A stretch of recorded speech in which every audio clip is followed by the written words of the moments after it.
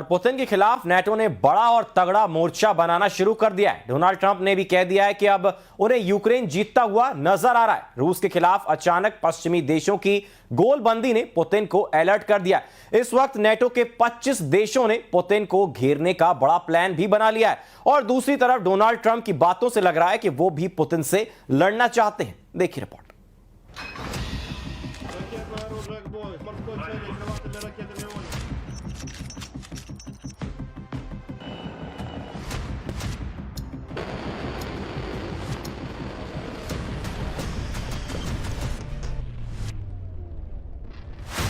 दो धमाकों ने रूस को हिलाकर रख दिया। दो धमाके, दो लोकेशन और रूस के साथ अब नेटो की सबसे बड़ी टक्कर नजर आ रही है। पहला धमाका रूस में राजधानी मॉस्को से 100 किलोमीटर पश्चिम में एक मालगाड़ी ट्रक से टकरा जाती है। धमाका बहुत बड़ा होता है। हादसा है, हमला है या कोई साजिश? जांच बहुत तेजी से चल रही है।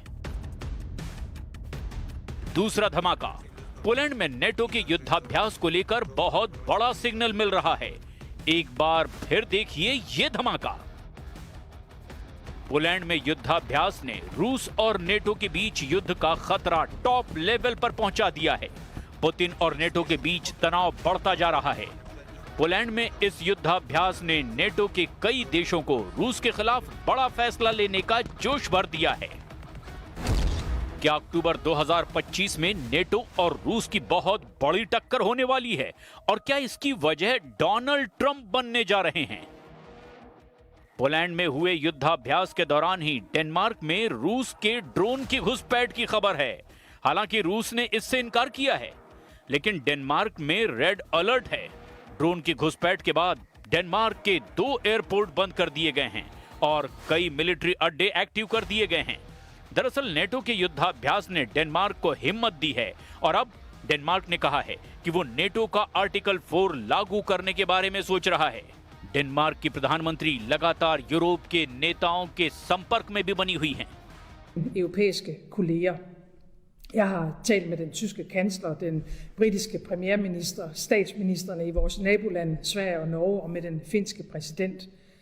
Ligesom jeg har været i tæt dialog med NATO's generalsekretær, og vi er nu fra dansk side i tæt dialog med NATO-allierede om, hvordan de i den aktuelle situation kan bistå Danmark, så vi kan beskytte.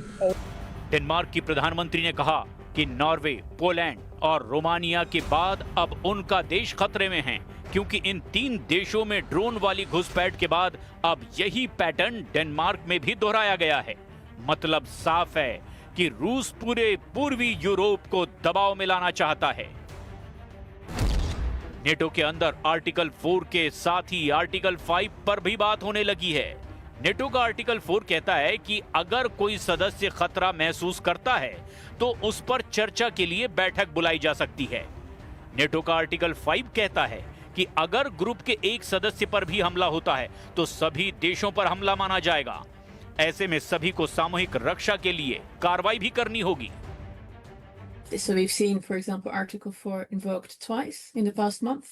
Once by Poland, after we saw like a large number of drones enter its airspace from Russia, Russian drones enter its airspace, and then we've seen it invoked again later in September by Estonia after Russian jets entered its airspace. NATO में हुई इस हरकत के बीच America से आई एक बड़ी खबर ने रूस में पैनिक मचा दिया है। डोनाल्ड ट्रंप के रक्षा मंत्री पीट हेग्सेथ ने सैकड़ों अमेरिकी जनरलों और कमांडरों को तलब किया है। जल्द ही अमेरिका के वर्जीनिया में मरीन कोर बेस पर सबको इकट्ठा होने को कह दिया गया है। इसे अमेरिकी सेना में बहुत असामान्य सी बात कहा जा रहा है, जो पिछले 30 सालों में पहली बार हो रहा है। सवाल ऐसे में उठ रहा है कि क्या अमेरिका एक बड़े युद्ध में शामिल होने की तैयारी कर रहा है? इन कमांडरों में सभी ब्रिगेडियर जनरल या उससे ऊपर की रैंक के अफसर हैं। यूरोप, पश्चिम एशिया और एशिया प्रशांत सभी जोन से इन कमांडरों को अमेरिका बुलाया गया है। अब सवाल यह है कि डोनाल्ड ट्रंप और उनकी वॉर टीम किसके खिलाफ सबसे बड़े युद्ध की तैयारी कर रही है, क्योंकि दुनिया में कई वॉर जोन एक्टिव हैं और डोनाल्ड ट्रंप को महसूस हो रहा है कि अब उन्हें वॉर जोन में उतरना ही होगा। क्या डोनाल्ड ट्रंप रूस के खिलाफ युद्ध लड़ेंगे? क्या ईरान के खिलाफ सेना उतारेंगे? क्या यमन के टुकड़े टुकड़े कर देगा अमेरिका? या फिर चीन के खिलाफ बड़ा मोर्चा खोलने जा रहे हैं डोनाल्ड ट्रंप?